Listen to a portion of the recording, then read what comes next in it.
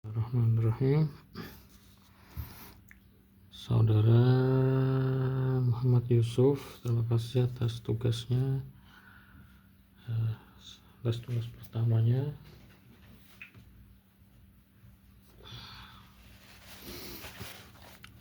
saya harap sudah mempersiapkan ya alat-alatnya, perlengkapannya. Saya tekankan di sini alat-alat ya. Karena apa? Karena khat nasta'lik itu berbeda, khususnya Iran itu berbeda ya dengan metode yang dilakukan oleh negara lain. Oke. Dan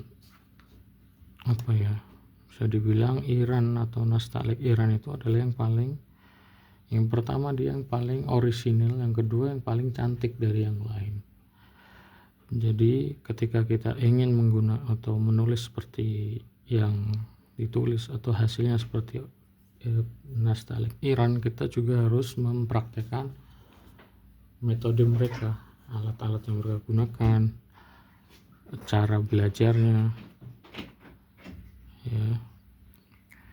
Itu jadi perbedaan dari nasta'lik Iran dan yang lain, khususnya Turki itu apa? Kalau Iran itu benar-benar ditulis ya, adalah semua huruf itu adalah hasil goresan kalam ya, bukan dibentuk atau diukir kayak gitu. Bukan seperti Hotsulus, kadang kita bikin dulu dicetakan di kertas lain, lalu kita misalnya cetak misalnya dengan pensil atau dengan meja kaca dan sebagainya. Kalau di Iran nggak bisa seperti itu, harus benar-benar goresan asli tangan ya. Tinta yang membekas itu benar-benar adalah hasil goresan ya itu, dan itulah yang membuat cantik tulisannya itu. Jadi tidak kita bikin kasar dulu misalnya, terus kita bersihin pakai tartis, seperti itu akan sangat berbeda hasilnya gitu. Jadi step pertama adalah kita ubah pola pikir kita terhadap khat nasta'lik itu ya gitu. Nah, salah satu hal adalah soal rautan kalam. Rautan kalam tuh sangat penting ya, bentuknya, jaraknya, ini semua berpengaruh ya. Jadi nggak boleh terlalu pendek, nggak boleh terlalu besar, atau misalnya kalam seperti ini harus ya udah ukurannya seperti ini gitu. Jangan pakai kalam ini tapi ukurannya besar misalnya, atau ukuran terlalu kecil. Nah, itu menyulitkan kita untuk melakukan manuver-manuver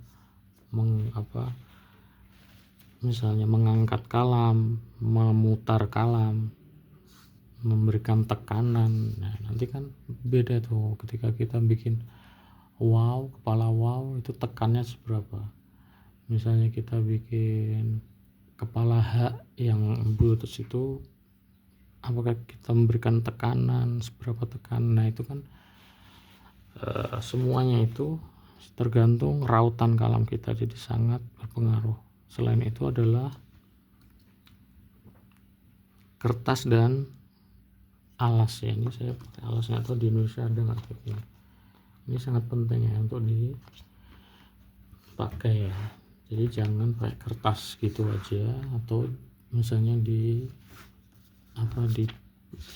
ditaruh di atas misalnya buku tulis dan sebagainya. Enggak ya, itu nggak bisa seperti itu, khususnya di awal-awal kita belajar memulai khat nasta'lik itu. Oke, itu cukup ya, sudah saya jelaskan kan di video tentang titik ya, nggak perlu saya ulangi lagi. Titik, kemiringan kalam dan sebagainya. Kalau masih kurang jelas silahkan lihat video yang saya kirim. Oke, pertama langsung ya kita masuk ke huruf alif pertama. Ini alif pertama, kedua, ketiga. Oke, pertama ini alifnya terlalu tegak ya, atau masih condong ke sini, salah ya. Yang kedua ini tegak benar-benar 90 derajat, ini masih juga kurang betul. Ini juga masih, ini sudah agak miring ke ini, condong tapi terlalu tipis dan terlalu sedikit kemiringannya. Jadi gimana? alif harus lebih miring lagi.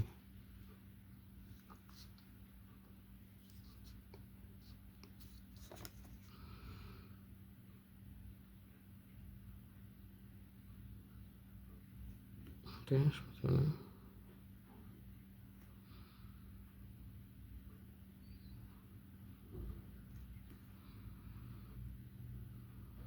Dengan adanya sedikit kelenturan dan goyangan seperti huruf S kayak gini ya. Jadi ada bengkokan kayak gitu. Kurang lebih tingginya berapa? 3 titik kecil seperti ini ya. Ini alif adalah alif biasa ya, ketika misalnya di atas garis kayak gini. Nanti kalau dia melayang lebih di atas garis, kita bikin alifnya itu lebih kecil lagi, misalnya seperti ini ya, lebih kecil ya, sedikit lebih kecil gitu. Oke, ini untuk huruf alif. Pertama tadi kemiringannya diperbaikin, jadi harus ke sana. Kedua, ada ketebalannya. Ini ketebalannya terlalu tipis, berarti kan ini terlalu tipis. Ini ketebalannya oke lah ya, ini juga oke, cuman kemiringannya belum dapat. Kemudian huruf ba ya, perhatikan apa ini, huruf ba.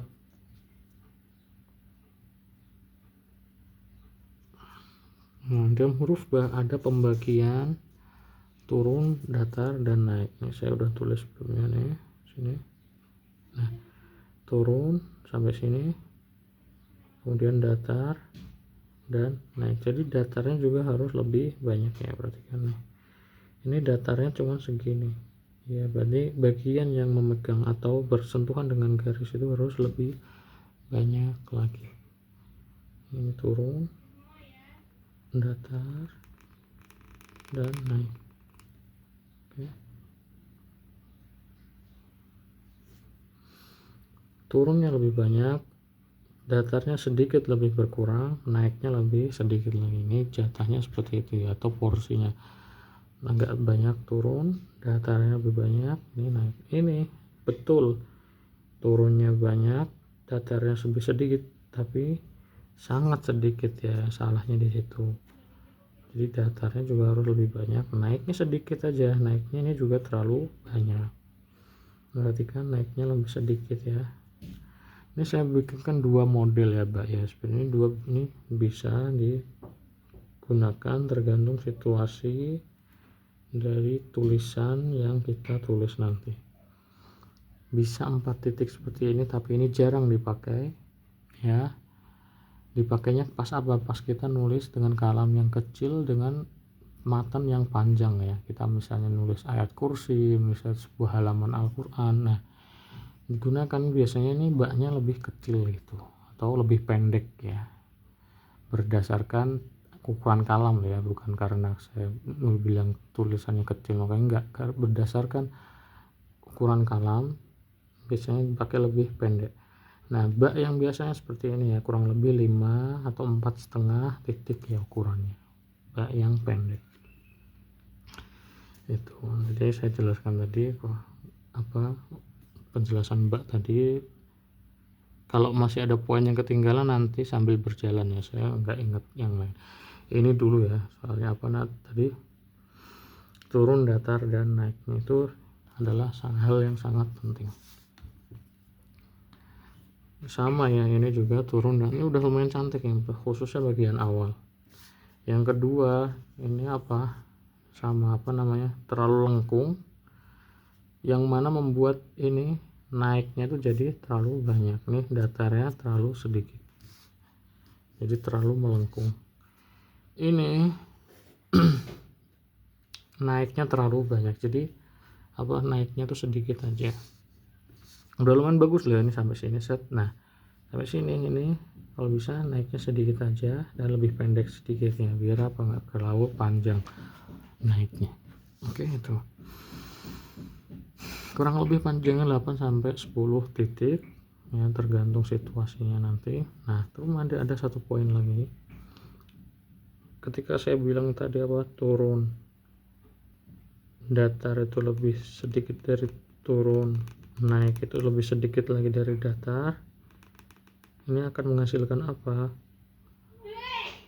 Menghasilkan sebuah kubangan atau di sini ya.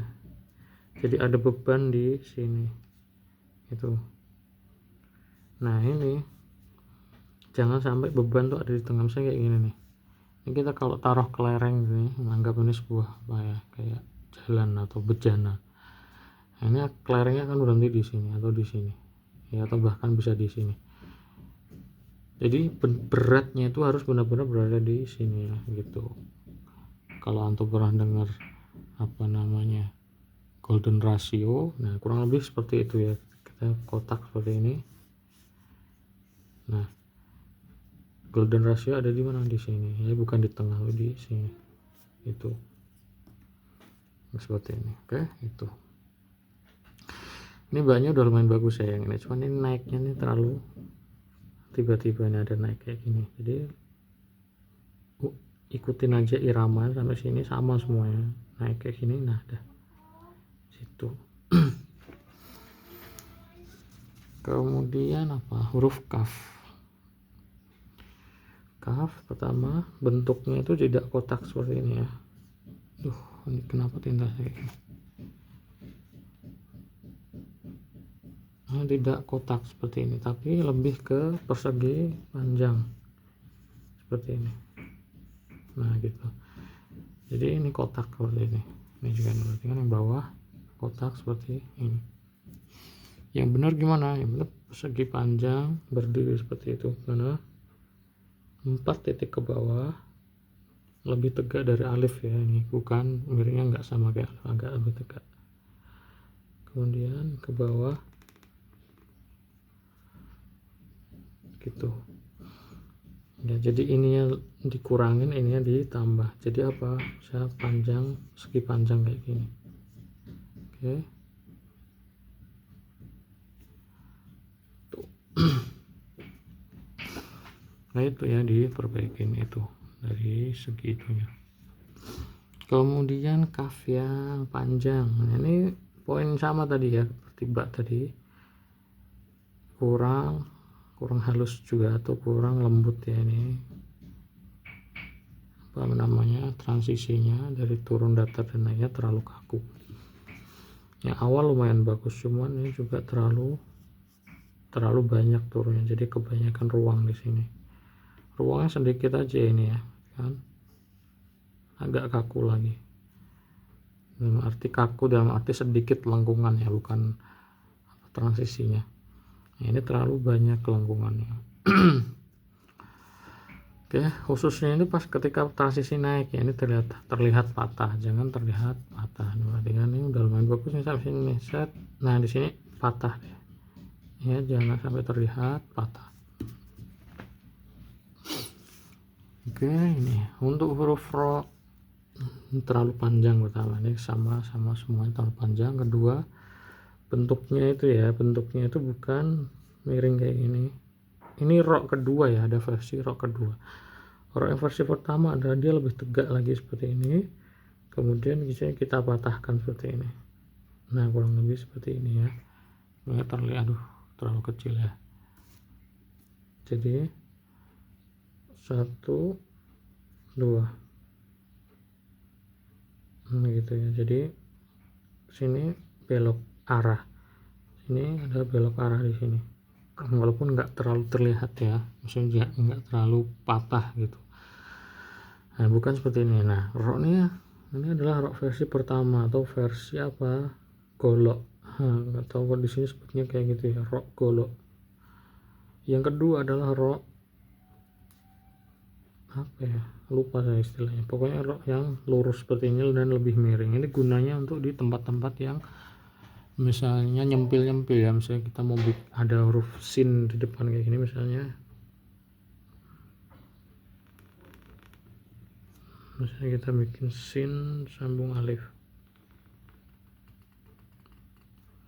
Nah di sini ada ruangan kosong, nah kita pakai rok yang versi kedua seperti ini ya, bukan rok yang pertama. karena mengikuti apa irama dari huruf setelahnya. Selain itu dan selain mengikuti irama adalah apa, mengisi ruang. Kalau ro yang ini mungkin dia akan terlalu dekat dengan huruf setelahnya, atau bisa kita pakai di huruf-huruf yang kita saat ro itu naik ke atas huruf ya. Nah, itu misalnya dia naik ke huruf fa sini misalnya, bisa seperti itu.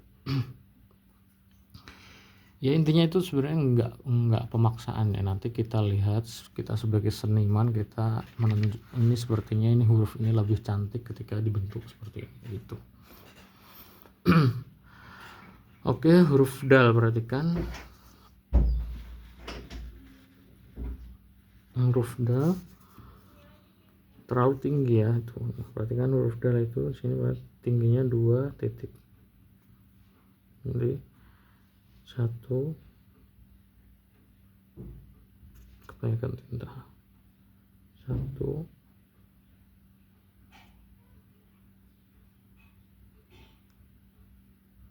gini. Oke, ini terlalu panjang ya ekornya, jadi perbandingannya tuh nggak sama. Jadi yang pertama itu lebih besar, bagian pertama, ke kedua itu sedikit aja, sedikit aja kayak gini, kecil ya.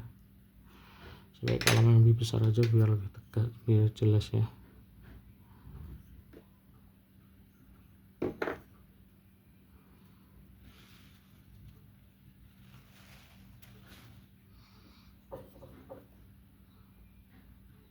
Satu sini, nah situ dari ini kan udah selesai nih sampai sini. Nah, ini bukan garis ya, ini saya garis untuk ngasih gambar aja kalau ini udah selesai di sini. Nah, kita ambil dari mana? Dalam sini ya. Jadi setengah mata pena kita di dalam, setengah mata pena di luar. Jadi di sini kita tarik ke depan. Tadi yang setengah mata pena di luar tadi kita tarik seperti ini. Nah, jadi kurang lebih bentuknya kayak gini. Arti nggak? Jelas nggak tuh? Ya, gitu. Kan ini tadi nih. Kan? Nah, dari dalam sini kita ambil, kemudian yang sisanya kita tarik ke depan, gitu. Kita praktekkan dengan 1 kali gores ya, 1.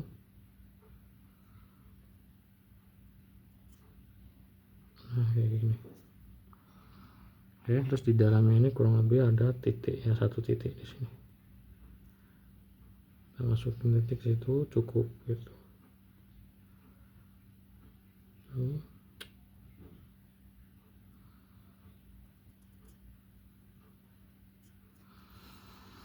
Oke, itu dulu ya. Nanti kalau ada apa namanya masalah lagi, masih ada poin lagi sebenarnya, tapi fi'lan atau saat ini dulu diperhatikan biar nggak kebanyakan poin nanti nggak masuk. Oke, kemudian huruf waw ya, perhatikan huruf waw. Pertama kita bikin kepalanya lebih bulat ya, ini terlalu kecil. Bikin di mana? Di bawah aja ya, sini biar kelihatan. Nih, perhatikan huruf waw ini. Step pertama kita bikin seperti ini. Kedua kita isi bagian atasnya. Nah, nanti kepalanya seperti ini. Jadi perhatikan moncongnya. Ini bagian ininya, kemudian ini. Ini udah benar sih ininya, cuman ininya kurang terbentuk ya. Seperti ini. Kemudian apa? Kita bikin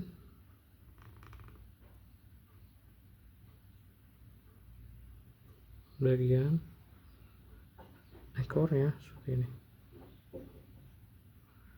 Kan udah sampai sini, kita tarik ke depan seperti ini. Situ. Nah, ini dipenuhin ya. Otomatis kalamnya akan mengisi ya itu. Nah, jadi prosesnya seperti itu. Saya perhatikan 1, 2 sampai sini, tarik kayak gitu.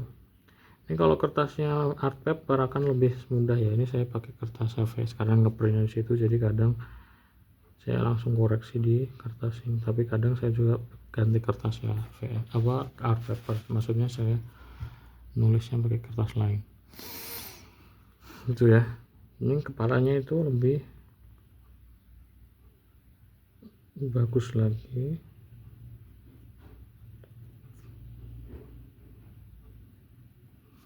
Gini. Coba ya pakai kertas ini, pakai kan biar mudah. Kebetulan ada wow saya juga itu, sama 1 2 tintanya saya ini enggak kebanyakan tinta. 1 2, nah dari sini tarik ke bawah ini gitu. Nah oke, itu ya tadi ya. Ini perhatikan wow seperti ini yang saya minta. Kemudian huruf fa, perhatikan kepalanya juga seperti wow gini, cuman lebih kecil ya. Jadi sedikit lebih kecil. Jadi 2 helai rambut lebih kecil. 1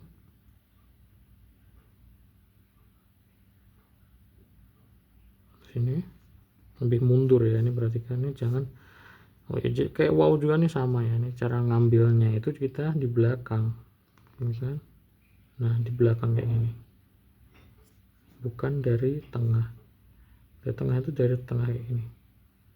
Jadi kita kayak ancang-ancang mundur sedikit ke belakang, nah kayak gini kepalanya. Lalu kita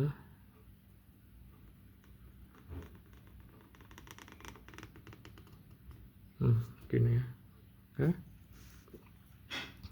Jadi kepala ini perbaiki ini saat ini nggak tahu nih kenapa bentuknya kayak gini. Jadi bedanya wow dengan fa adalah kalau fa itu ada lehernya, berarti kan ada lehernya di sini. Kalau wow itu langsung ke kaki ya, dari kepala langsung ke kaki. Kalau fa dia ada lehernya dulu untuk transisi ke bagian selanjutnya.